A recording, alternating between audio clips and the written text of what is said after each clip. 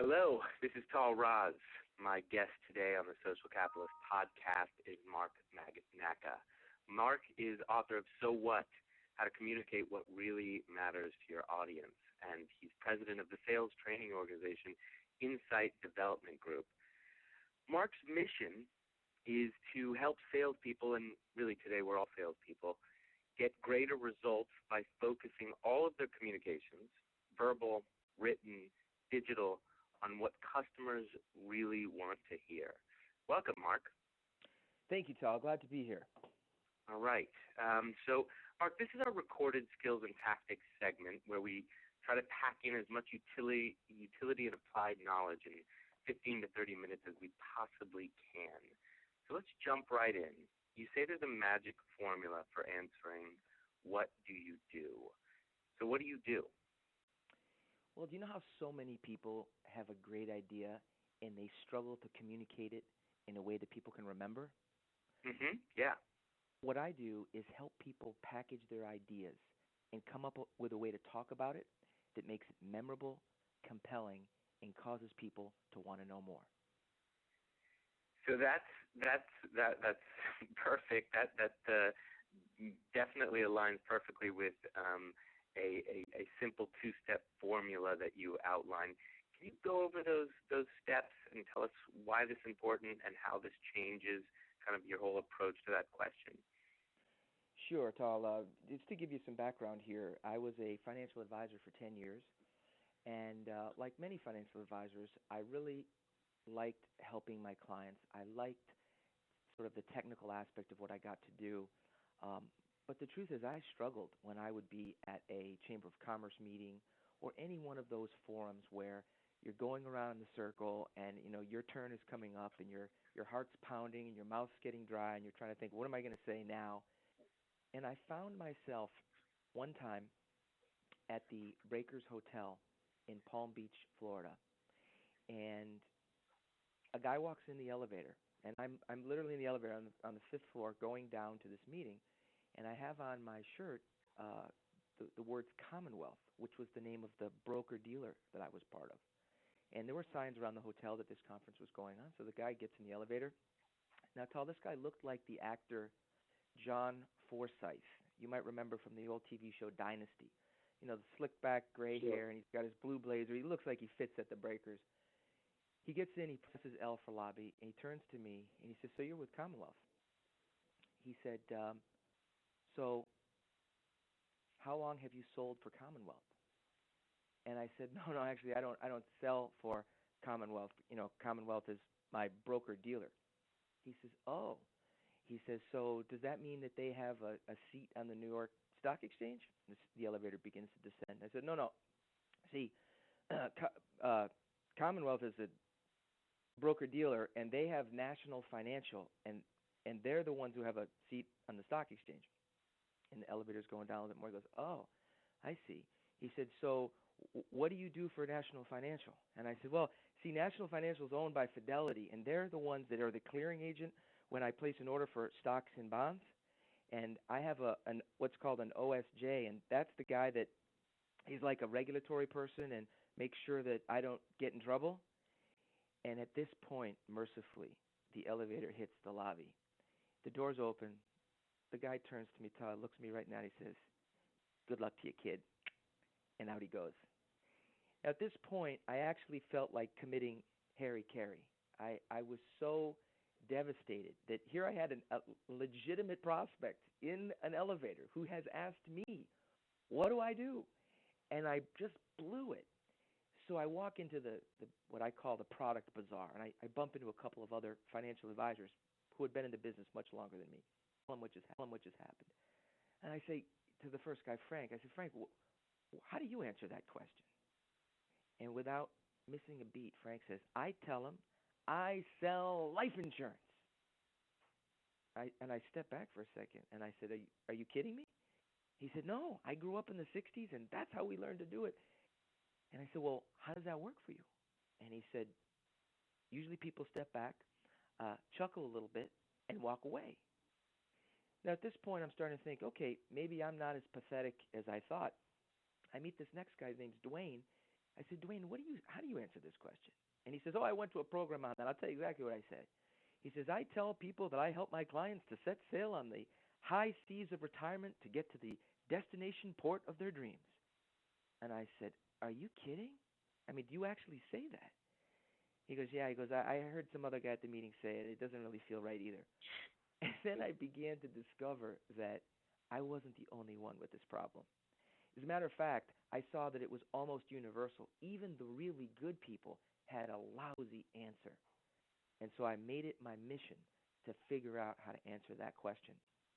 And as you mentioned, I came up with a formula that's certainly not a new idea, but the way I believe that we've packaged it and presented it is new because it makes it easy to adapt and to use. So yeah, let's go over that. Step one is and you did this with your by answering our question, is a rhetorical question back saying, do you know how something, right? Correct. So if you break down the formula, and you know, this is all for your listeners who want to learn more about how to do it. If they go to sowhat.com, they can actually download the tool to help you be able to do this. And the quick essence of it is, if you scratch out on a piece of paper the following information: what are my clients' 3 primary concerns? Just 3 little bullet points. That's the first question to ask yourself. And the second question to ask yourself is, what are the 3 things that I do to address those primary concerns? So let me give you an example for a financial advisor. Now, this could work for any number of different industries, but let's assume you're a financial advisor, as the example I gave you was. And I said to you, okay, what are the 3 primary concerns clients have today? Well, you might say, well, you know, people are worried about running out of money at retirement. That would be an example of one concern. They might say people are worried about taxes. You might say people are worried about paying for their children to go to college. That would just be 3 fairly common concerns that clients would have today. So in the interest of time, we're just going to take one. So I might then have you say, okay, I asked you to write those 2 sets of bullet points. So now, in the second set of bullet points, what is the primary thing that you do to address that concern? So, for example, as a financial advisor, if I know, Tal, that your biggest concern is running out of money at retirement, well, what do I do? And then when you go through this exercise, this is where the shift in thinking happens. And it happens because you have to then think in terms of, how do I answer this question in such a way that the other person actually cares? So instead of my pathetic first attempt at what was then called an elevator speech, and we've now updated and call a so what positioning statement, because that's really what we're doing here, is we're positioning you. It's not actually a rhetorical question as much as it's what we call an undeniable truth. So I take you through this process, and you figure out, okay, primary concern, running out of money. What do I do to help people who run out of money? And most financial advisors would ultimately come to the conclusion, well, you know what? I actually have tools and products that I can offer that help people create an income they can't outlive. Now, no one cares that you have specific mutual funds or annuities or any of these different tools. They don't care about that. They care about what it can do for them. So by packaging it into this little formula, it would go something like this. I might meet you in that elevator. I might meet you at a Chamber of Commerce, Tal, and you say, so Mark, I see you're with Commonwealth. Now, what do you do? And without missing a beat, I say, well, do you know how so many people today are worried about running out of money at retirement? Yeah. Well, what I do is help my clients create a stream of income they can't outlive. 80% of the time, after you say that, the person kind of cocks their head to the side a little bit and says, really? How do you do that? And what's the importance of formulating what you call the undeniable fact? Is that the undeniable truth. The undeniable truth into a question. Great question. The reason for formulating the undeniable truth as a question, and you were correct in that it's rhetorical to the extent it's not designed to be answered, but it is designed to have a response. And what I mean by that, Tal, is that the way that this generally works is if I'm with an audience and I ask that question, If I'm looking out at 100 people or 1,000 people, I can tell you every single time this happens, something like 80% of them, when I say, do you know how so many people today are worried about running out of money at retirement? Pause. At that moment, the majority of them will nod their head in the affirmative. The reason it's so important is because the problem with the typical elevator speech, as it was called back in the dot-com era, is that it presupposes that people are actually listening to you. And what I've discovered is that 50% of the time, they're not listening to you yet. So the undeniable truth serves as a way to engage their brain, because now they're sort of in that mode of, what? And then you hit them with part two of the 1-2 punch, which is what it is that you actually do. That's really interesting. So you're focusing on engagement first before actually articulating your so what. Exactly. Okay. So tell me, like, how does this is obviously the so what positioning statement which is what we just went over, is one of these concrete tactics that's connected to a kind of larger, so what kind of state of mind, or the kind of crux of your philosophy, is these three questions you call the so what matrix or so what test. How does that connect to that matrix, those questions?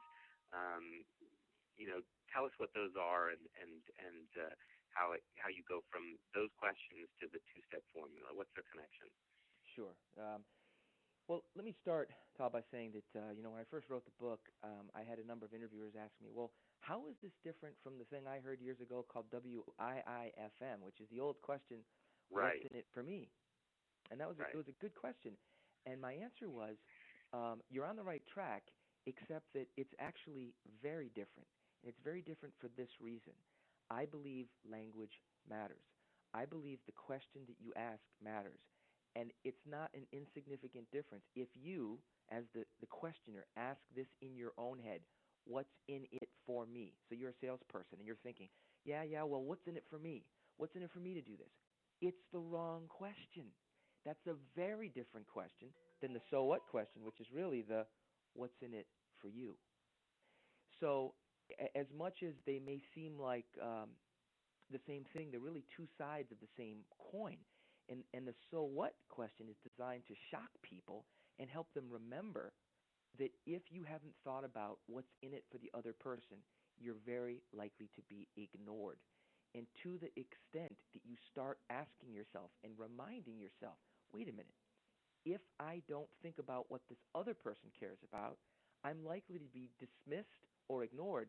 And if I can think about something that matters to them, I can at least engage them. And if I have them engaged, I've got a shot. So the way that you do this is with what we call the so what matrix. And it's three simple questions. I've had people tell me they read the book, they were on their way to giving a presentation, and on the back of a napkin on the airplane, they scratched this out, and it transformed what they communicated. The three questions are, for what? So what? Now what? So a little more context. What I mean by that is, for what reason? So for what reason are we having this communication? For what reason am I speaking to you? For what reason am I doing the presentation? For what reason am I going on the appointment? What's my reason? Next, so what? What's in it for them to spend their time? And then finally, this is the one people so often miss. Now what? What is the call to action? What is supposed to happen if all goes as planned at the end of this meeting? And as simple as that sounds, I'm going to tell you that there are far too many interactions in America and around the world every day where people don't ask those questions before they engage, and as a result, end up wasting time. Well, flesh that out a little bit. Take us to one of the many training sessions you do, whether it's financial advisors or any other sales professional. You've explained the importance of the so what matrix, went over those three questions. Maybe you're now doing an exercise where they're trying to kind of position themselves or answer those questions. Where do people trip up? The first thing that happens, and this is a normal part of the process, is that most people, regardless of whether they are actually salespeople, whether they're advisors, or they're experts, whether it's an accountant, an attorney, any one of a number of experts in their field, one of the things that trips us up is that almost all of the training that we do is what I'll call product or technical training. So if you're in the computer storage business, you go to a meeting, you learn all about the newest speeds and feeds on computer storage, right? If you're in the security business, you learn about what's happening in your industry. If you're in financial services, pharmaceutical, I liken it to going to a meeting where someone takes a water pitcher and they start pouring this product knowledge into your head until it actually overflows. And so what happens is we're so steeped in thinking in terms of the product, the product, the product, that what we do is what doctors know is considered malpractice. And what I mean by that is we have a tendency in our culture in particular to prescribe without diagnosis. They say that prescription without diagnosis equals malpractice. So you don't walk into the doctor and they say, you know what, I just had the rep here and from Pfizer, and I think that based on the special that we've got going on, I really need to get you on this particular cholesterol lowering drug, even if it's completely irrelevant for you. That often happens in the sales world where we get excited about a product and we want to talk to everybody about the product rather than starting with the questions to find out what their pain or what their issue is. And this, again, is not that it's a new idea, but what I found, Tal, is there's almost a renaissance going on. And by that I mean it's as if much of this knowledge has been lost. And me and others like you and Keith are actually bringing it back. It's not so much that what we needed is a new idea. Very often we need a reminder and an adaptation of a proven old idea. Well, let's talk about some of the nitty-gritty details behind. There's something core to what you're talking about. You mentioned the three questions that, the matrix people need to go through: for what, so what, now what. For what and now what are things that you can imagine people having they're in your training session, having that knowledge. They know why they're giving the presentation or what they do. They know essentially how they're going to close, even if they kind of execute poorly. Or the so what, though, is explaining what's important to the customer or audience. That is really contingent on knowing what matters to them. And can you go through some of the insights and strategies that you teach on how to discover what the customer really wants? Absolutely. I believe that it all stems from asking better questions. It's been said there's no such thing as a stupid question. I've got news for you. I think that's a lie. There are stupid questions. And by the way, I think many of us have been guilty of asking the stupid questions in our own head of ourselves over and over again. I'm here to suggest, Tal, that questions are at the heart of the entire work of anyone who's in the business of communication, in the business of persuasion, and in the business of sales. Questions are powerful. They're like a surgical instrument, but you need to take time to think about the question rather than letting it fall like a gumball from your brain to your mouth. Because give me an example of that. Okay, so for example, in the personal development arena, let's say you sell personal development services, and in your own head you ask yourself a question such as, why do I always fail at this? Why do I always sound stupid? Why do I never have the right question? And what I'm saying is that until you start to override what I'll call a bad question with a better question, it literally affects your thinking. So the way that you change your mindset first is by changing questions. The way that you change someone else's mindset is often by asking questions. And to the extent, and I'll give you some of the specific ones that are in the book, that you ask a better question of your prospect, you unlock the keys to get the information that you need to really figure out what matters to them. Because too often, what matters to them is not what you think matters to them. Case in point in So What? There's a story about a friend of mine who had a Jeep Grand Cherokee, and she was spending at the time about $80 a week on gas. So she went to this Toyota dealership, and she had heard all about the Prius, and what was really important to her was saving money. And it was so fascinating because as she recounted the story, the salesperson couldn't help but project his values onto her. He began with talking about how the purchase of this car would help in reducing her carbon footprint, how it would help mitigate the climate change crisis. And he projected all of this stuff onto her that was completely and utterly irrelevant. And it wasn't until the point at which he almost lost her that he was smart enough to ask the question, what is most important to you when you decide to buy a new car? And she hit him right between the eyes with it. He asked a good question. She gave him a good answer. And the answer was, I want to save on the amount of money I spend on gas.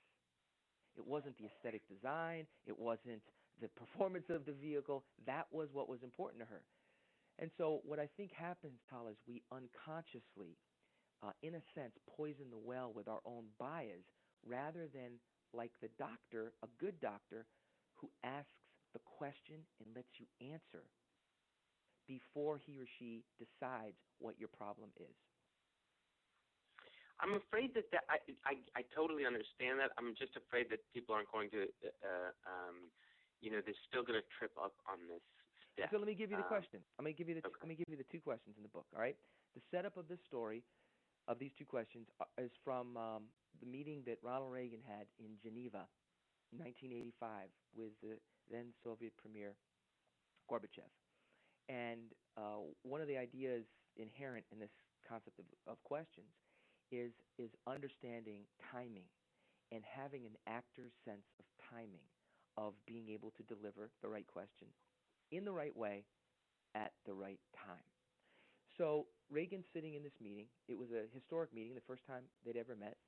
And as you may recall, at that time, the United States had more than 25,000 nuclear warheads pointed basically at the Soviet Union, and they had an equivalent number pointed at us. And Reagan was there, and he discovered in his own mind that for him to walk out of that meeting with a 10% reduction in nuclear weapons was a complete fraud, because whether we could blow the world up 10 times over or 9 times over, it really didn't make any difference. So at a certain point in the meeting, Tal, he looks at Gorbachev, and he says, how would you like to take a little walk with me outside and get some fresh air? Now, that's not an accidental question. That was a premeditated question. And within an instant, and Ronald Reagan was on a video, one of his final videos on 60 Minutes telling this story, he says, in a second, Gorbachev jumps up and says, da. And out they go with Gorbachev's translator. They walk down to a little cottage, which Reagan had the fire burning, and he had warmed up and everything. And he sits down, and he says to Gorbachev, he says, Mr. Gorbachev, we're not armed. We're not armed because we don't distrust each other because we're armed. We're armed because we distrust each other. He said, so why don't you and I spend a little time now to get to know each other and see if we can work on that issue of mistrust. In 60 minutes of them talking, they start walking back up, and Reagan has another question, Tal. He says, on the way back to the meeting with all the diplomats that they've left alone, he says to Gorbachev, why don't we agree that we will have a summit in the United States next year, and I'm inviting you to come. And Gorbachev says, I accept. And then Gorbachev asks him a question. He says, why don't we agree that the following year the summit will be in the Soviet Union? These two men walk back into the room. The diplomats have made no progress whatsoever, and Reagan announces that these two guys have just agreed to do 2 summits over the next 2 years. It all changed because of the questions. So to bring that down to from geopolitical level to the person listening, here's two questions that you can ask in the spirit of Reagan's questions. The first question, and you have to practice saying it and write it down preferably, would be this. I would say to you, Tal, what do you see as the biggest opportunity to grow your business over the next 12 months? And then I would pause. Let me ask you a question before that. Do you think most people have, most customers you've dealt with have articulate answers for that? Well, let me give you the next part, and then I'll answer that question. Okay. And let's do this. Let's do it as a live role play right now, you and me. And I'm asking you this specifically for myGreenlight.com. Okay. Okay. Let's pretend that I'm a communications expert, and my job is to help you spread the word about your organization. But the truth is, I don't know that much about it. So we're at our first meeting, and I don't know whether we're going to work together. I don't know if there's a fit, if there's a match. And I say it just like this. I say, Tal, whenever I meet somebody like you for the first time, I don't ever want to take for granted that I know what's most important to you. So would it be all right if I ask you just a few questions to better understand where you're coming from? Sure. Okay. So, Tal, here's the first question. As it relates to myGreenlight.com, what would you say is the biggest opportunity that you see to grow this business over the next 12 months? Well, I think the biggest opportunity actually is something right along the lines of what you do, is refining our value proposition and getting it out through sales and marketing channels to the right audiences who are receptive to boosting their professional effectiveness and personal productivity and revenue potential through better relationships and more powerful personal networks. Okay, good. Now, I'm just making a note about that, Tal, what you said. Now, let me ask you the follow-up question. What do you see as the biggest challenge you face in trying to capitalize on that opportunity of refining your value proposition and getting it out to those sales and marketing channels? I think the biggest challenge actually is on a both enterprise level to our B2B client, individual B2C level, explaining to them exactly how better relationships and powerful personal networks translate into better performance for their organizations and in their careers. Tom, being better at articulating that. So now what I want to do is pause and step out of that role play for a moment. Imagine all of the stories that I could have told myself, which many of us do, about who you are, about what's important to you. And I asked you two questions, and it took less than 60 seconds. I've written down your words. So what I would then do, Tal, is I'm going to use your words back to you. And I'm not going to do this in some kind of a manipulative form. I simply know that most people believe their own words before they believe someone else's words. Would you agree with that? It makes sense. It's an interesting point, yeah. So here's what's interesting. If I filtered everything you said, here's what I took away from it. You said, on an enterprise level, in the B2B and the B2B space, B2C space, explaining to them how what you do, explaining to them how what you do and how it translates into performance, why they should care, which is really the essence of the so what message. They have this ostensible kind of, yeah, I know relationships matter, blah, blah, blah, but there isn't a clear line in their head that going through this program that you offer is going to move the needle specifically as it relates to revenues. So what I now understand is if I was, one of two things would happen. I would then either realize that I have something that can help you do that, or I would be very honest with you and I would say, Tal, I really appreciate your sharing this with me. And, based on what you've said, I have to be candid and let you know that you're not, what you need is not in my sweet spot. But I want you to know that I have a friend in Dallas, Texas, who is an expert in the arena that you're looking for. And what I'd like to do, if you're interested, I'd be happy to make an introduction on your behalf and connect you to my friend who I think may be able to serve you in that challenge that you're trying to overcome.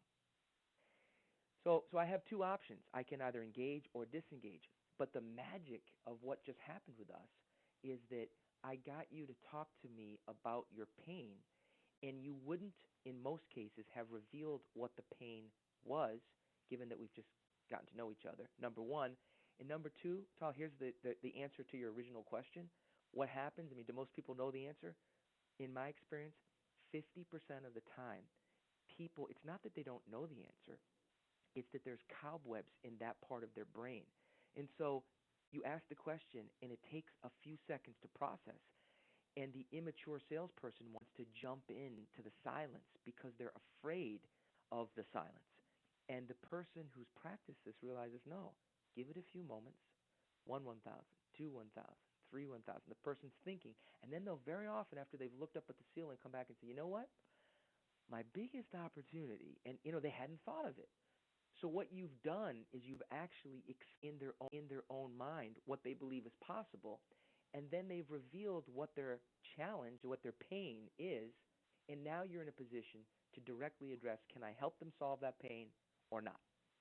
I think you just mentioned something that's absolutely critical, which is I think salespeople often get a message, some kind of message about being better listeners or asking questions, but you know that it hasn't sunk in, or that they really haven't kind of adopted that mindset, because even though they may incorporate questions into their sales script, say, they don't actually wait for an answer, or they actually don't feel comfortable with silence. And you just said, kind of wait, be okay with the silence.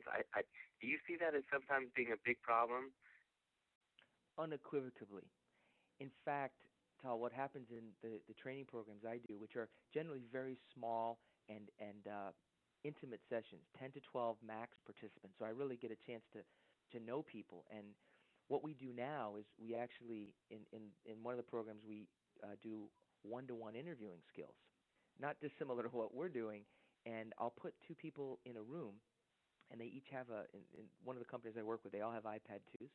So I put them in the room. I give them these questions, and one of them plays the role, for example, of a financial advisor that they know. So it's someone that they know, and then they can sort of act as if the way this guy would act.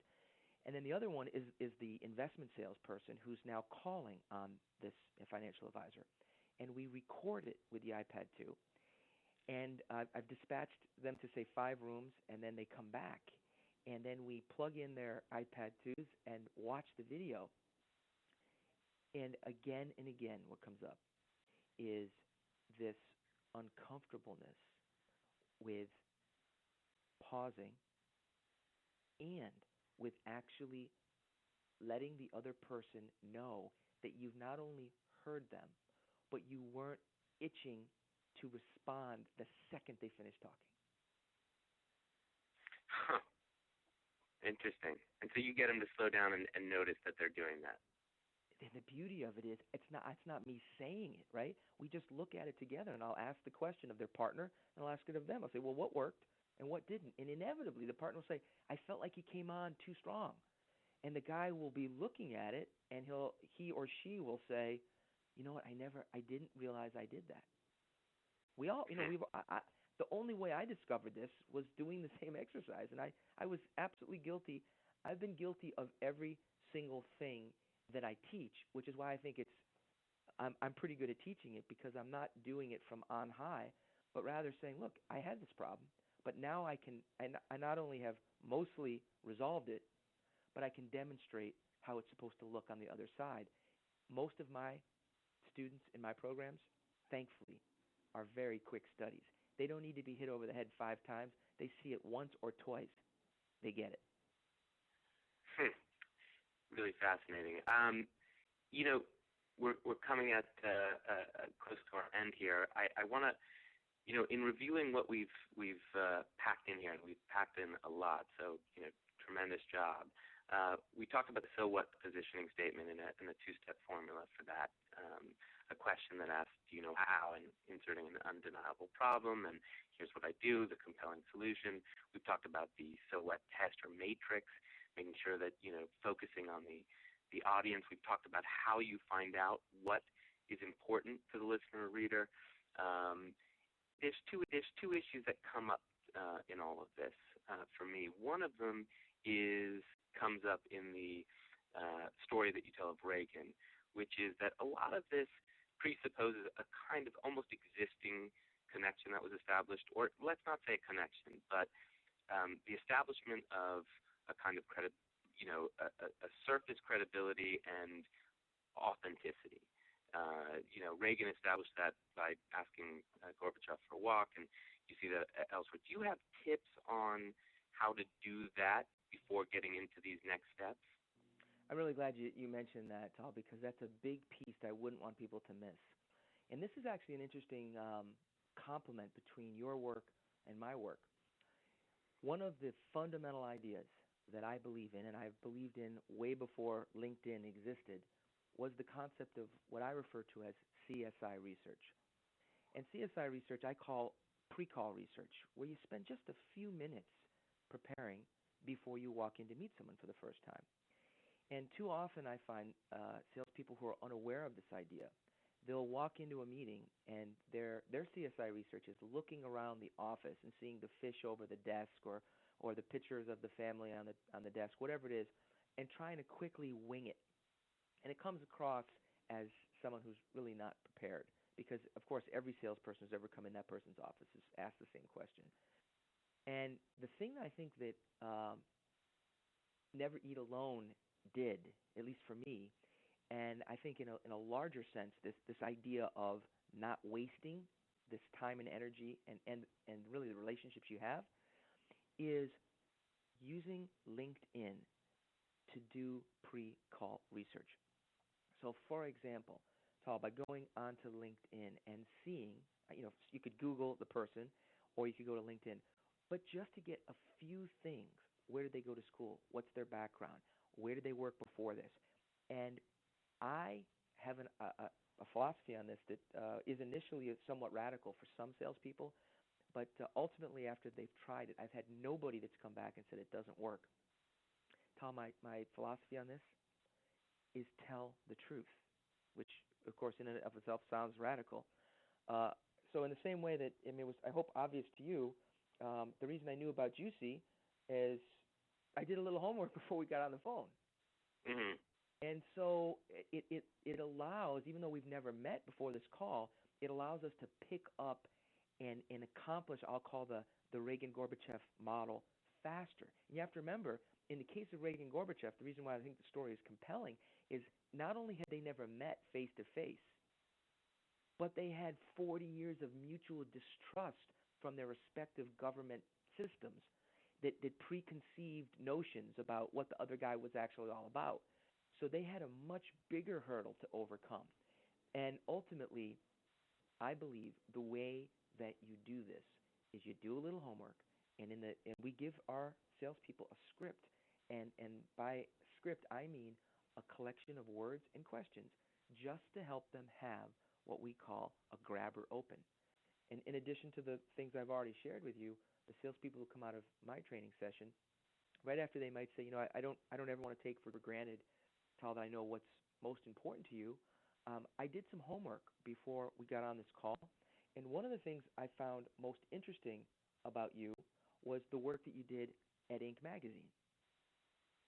Now, just that piece of getting a little bit of engagement going back and forth, natural reciprocity often then kicks in. The person may want to know a little bit about you, and then this is the key for the salesperson to be able to say, Tal, I really appreciate your sharing that information. What I'd like to do now is go ahead and shift gears and ask you a few of those questions. So what's happened here is we didn't burn up 40 minutes on pleasantries.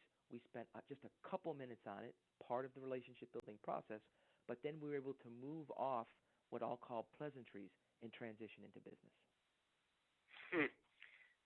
Really good, really good, especially the way you formulated it. I mean, I could see different parts of that phrasing, even the beginning in which you talk about, I don't. What was it? I don't want to. I don't want to presume. I don't ever want to take for granted. I don't want to take for granted. Right. It just right away. You're starting to signal and send messages that create, like as you said, reciprocity and opening up the relationship and creating a connection and a kind of engagement. So I see that working in those, and that's what you call a grabber opening. A grabber opening, right? Just like when you're writing an article, right, or you're doing a newscast, there's some kind of a grabber to get the person's attention. And again, it's not a cheap trick. There's got the underlying DNA of all of this is you have to have a deep curiosity. You have to want to know. And if you don't really care, you're not going to do the work, and you're going to be found out anyway. So, my suggestion is, if you're not interested, if you couldn't care less about the people that you're calling on, do something else. Because sooner or later you'll find something you are interested in, but you're not doing anybody any favors just going through the motions. And I just wanted to in wrapping up, to compliment you and Keith in this way. I can tell you that phrase, I don't ever want to take for granted, I have definitely taken people for granted in my life. Not on purpose, but it's happened. And while it's easy for me to make a list of maybe where I've felt taken for granted, I've definitely done it myself. And I think one of the things that you both did with Never Eat Alone, at least for me, was simply remind me of one of the great ways to not take people for granted is to have, as part of your consciousness, the importance of keeping in touch and the importance of the relationship. That a relationship needs time and it needs attention. And you can't presume that like a plant that you've not watered for a year, that when you go and all of a sudden want to re-engage, that it's alive and well if you haven't cared for it. So that's a big takeaway I had from you guys. That's a great place to end. Some really incredible stuff. Anything else you want to mention? The only thing I would leave you with for any of your listeners is we've got a great new 3-minute video on sowhat.com, SOWHAT.com. Take a look at it. There's some free downloads, things from the book, some of the tools we've talked about here today, and feel free to forward it on to your friends. It's a great way to get people thinking about the answer to what I believe is the most important question you can ask, and that is, so what? Tremendous stuff, Mark. To our members and listeners, if you got anything out of today's podcast, and I'm sure you have because I've been on an infinite amount of sales training, and I find your material incredibly informative and helpful and pragmatic. The book reads the way this podcast went, so go out and grab So What. Check out all of Mark's stuff, as he said, at sowhat.com and markmagnacca.com. Mark, I really appreciate your time. It's been incredibly informative. Thank you. Thank you, Tal. Pleasure. Look forward to speaking with you again. All right. Thank you. Bye-bye.